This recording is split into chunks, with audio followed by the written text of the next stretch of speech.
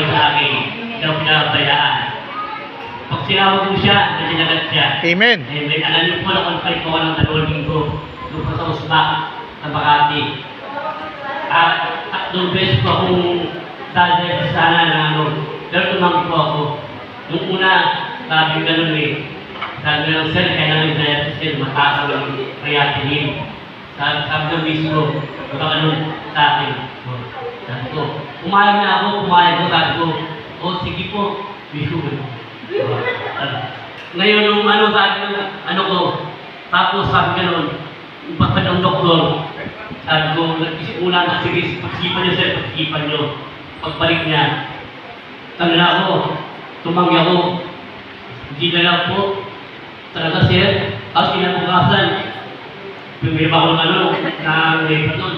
Kaya ko ito, meron mga doktor iba, sir, kailangan sir, talagang madalas kayo sir, dahil ang kiyatay mo sir, dinadali na.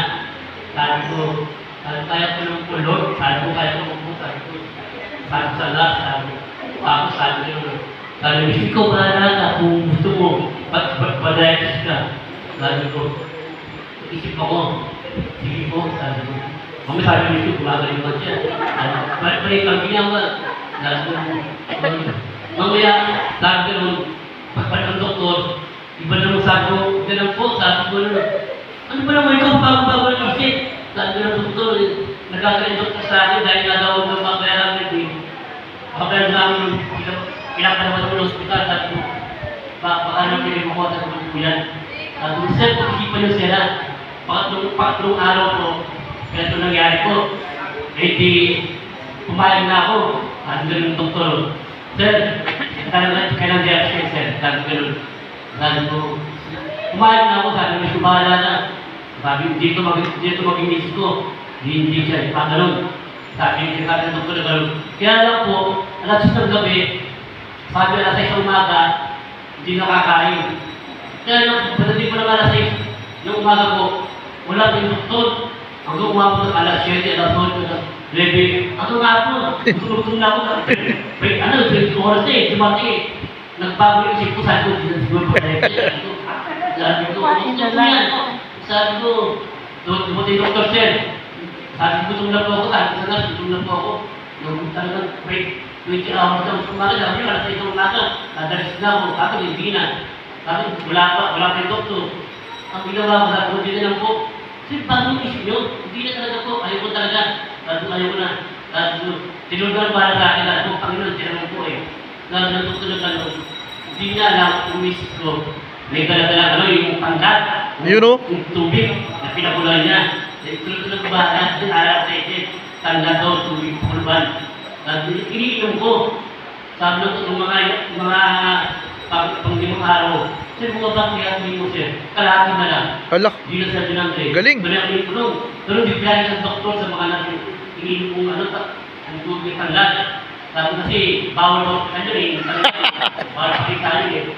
Kasi sa lalagay yung sabi mo yung kanya.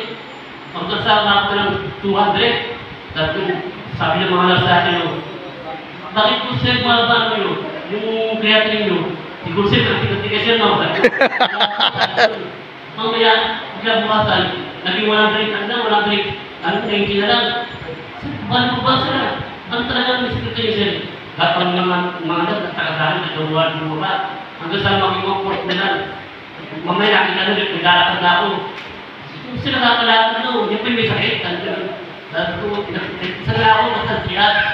Isa na ako, matansiyak. Sabi ko, Lord, talagang napakasal. Amen, amen. Kaya naman ako pagkakasahan. For God be the glory. Hindi ako, Diyos na kabayaan. Nagkaintip sa akin, yung walang dugo, umaga sa waling gabi. Kung saan na nagpulot, nagpiyagod doon, kung napala sa akin. Kung oras mo na oras ko na Lord, pero hindi mo pinabayan doon. Kaya nung sabi ng doktor sa akin, babae, pangalaman ko na kayo bukas. Yung babae na nag-isyo kasi maraming doktor doon eh. Yung pa yung maliit na, doktor na. Yung sir, naglalapit, tumatak pa lang yun sa ganun eh. Malakas na kayo sir, inuspag yung hindi ko, yung dugo ko. Normal, wala nakita mga sakita mo. Alam mo sila ito sir, hindi mo nilalagad na. Wala nung nagkat ako, magpunang pinapa ako, wala akong nagkat doon.